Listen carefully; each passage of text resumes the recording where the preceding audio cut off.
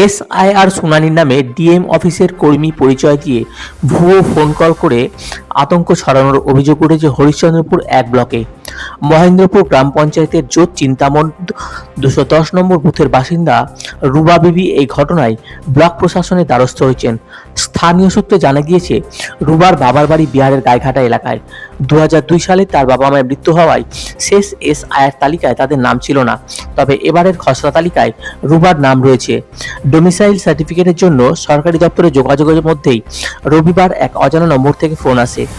ফোনকারী নিজেকে মালদা ডিএম অফিসের কর্মী পরিচয় দিয়ে এসআইআর শুনানির জন্য ডাকা হবে বলে জানান। পরিবারের তথ্য নেওয়ার পর কাগজপত্র নিয়ে ডিএম অফিসে এসে হাজিরার কথাও বলা হয়। এতে আতঙ্কিত হয়ে শুক্রবার রুবা বিবি হরিশ্চন্দ্রপুর এক ব্লক প্রশাসনের কাছে অভিযোগ জানান। স্থানীয় বিএলও জানান, এই ধরনের 11 জনের নামের খসড়া তালিকায় রয়েছে, তবে শুনানির বিষয়ে এখনও কোনো নির্দেশ আসেনি। বিডিও সৌমেন মণ্ডল স্পষ্ট করেন, শুনানির জন্য ফোন নয়, লিখিত নোটিশ পাঠানো হবে। ভুয়ো ফোন এলে থানায় অভিযোগের জানানোর পরামর্শ দেওয়া হয়েছে। ফোন লাগালে মালদা থেকে বলছে, মালদা ডিএম অফিস থেকে আমি বলছি তোমাদেরকে আসতে হবে। সাবার হামসার পরিবারের 3 জনের নাম করলে রবিউল ইসলাম কে আছে, আমি যে আমার ছেলে আছে, আবুল কামাল কে আছে, আর আব্দুল কালাম, তো বলছে আমাদের স্বামী আছে।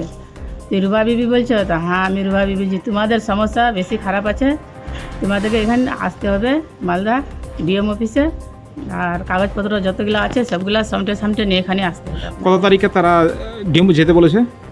19 তারিখে।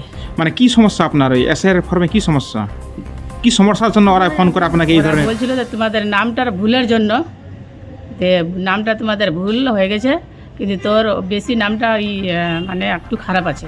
বলছে আপনার ভোটার কার্ড আছে তো? হ্যাঁ। আপনি ভোট দিয়েছেন তো এখানেই? হ্যাঁ। তো 2002 এর তালিকায় নাম আছে আপনার? আমার নাই, আমার নিয়ে নাই, নাম নাই অত। আপনার নাম নেই? আপনার স্বামীর নাম? আমার স্বামীর নাম আছে। হ্যাঁ।